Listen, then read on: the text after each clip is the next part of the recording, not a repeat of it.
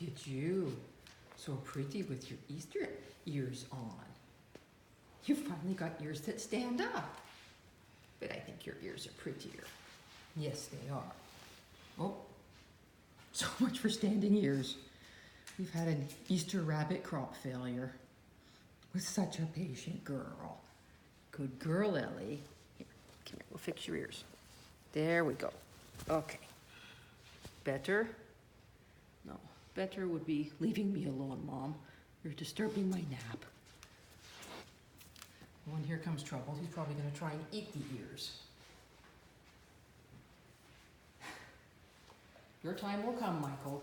No worries.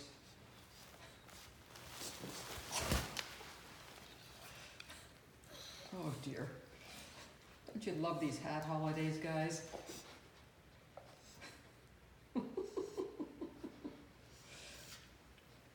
All right. I'll get you your own ears. Yes. Good girl, Ellie. You're back.